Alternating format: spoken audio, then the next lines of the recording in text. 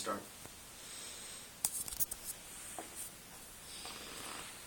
There are many intricate things when it comes to one single play for football.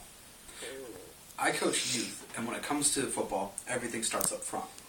When I'm talking to the kids, it starts off with their stance. Going over the stances with the kids, I tell them for their three-point stance that they need to have their feet shoulder length apart. The next part to it is you get down like you're getting ready to sit in a chair. You need to make sure that you have those hips and those knees bent. Your knees should be straight over your toes and your chest over your knees. The next part is just putting your hand out in front of you. No weight on it, don't lean forward, just hand lightly here. The next part is this hand here should not be rested on your legs. It should be off to the side so it's ready to go. A lot of times when linemen step up to the line, they'll rest on this arm, which causes them to get a little bit lazy. So if you just remove it and have the hand off to the side and chambered, it prevents them from getting lazy. Another part of the three-point stance is firing out. You come into the three-point stance and you have your hips bent and your knees bent. It gives you balance. You don't want to lean forward. You don't want to be too far back. It also helps with the firing out because your first move should be forward. You should not come out of your stance and come straight up. The reason for that is that the defender or the person across from you can get leverage on you and be able to push you.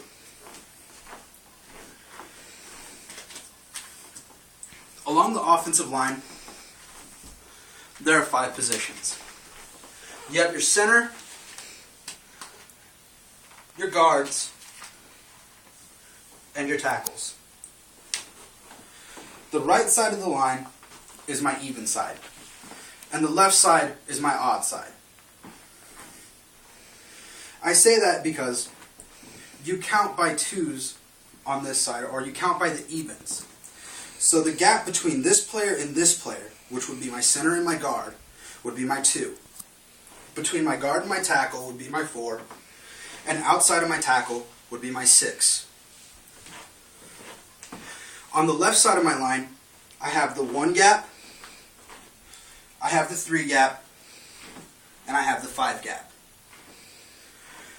The reason the numbers are important is because it tells the kid where the ball is going to be going. If the center steps up to the line and they get ready to snap that ball, and the ball is coming to the 2 gap, which would be this side of the center, between the center and the guard, he knows that he needs to step away. So when he comes out of his stance, his first move out of there is like this. That way he has his hips moving in the direction and he's opening the hole. The guard, since it's coming to the 2 gap, would step away like this. That way he's ready to push everything that way. Each play is given a number or 2 sets of numbers. For example, if I said a play was a 22 lead, that means that the 2 back would go to the 2 hole. The backfield is given a number, and it varies from coach to coach. I give my numbers and the amount of times that they touch the ball.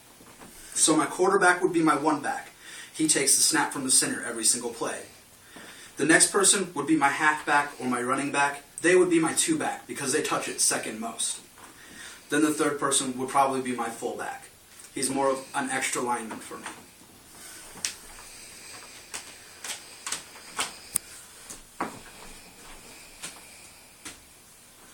There are many different types of handoffs, and it also dictates how you block.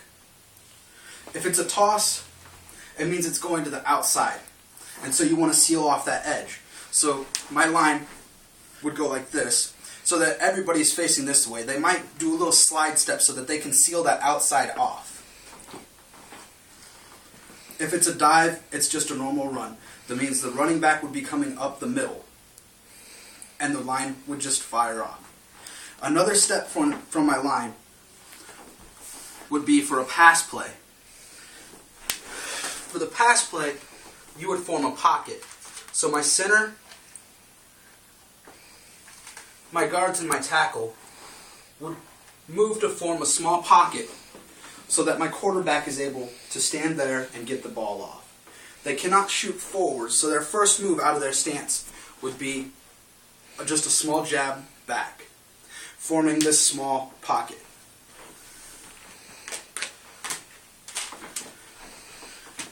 The main part about football is balance and leverage.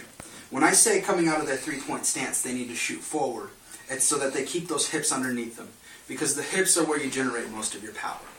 The same thing is with the tackling. When they come in here, they will have their hips down like this, and they break down for the tackle.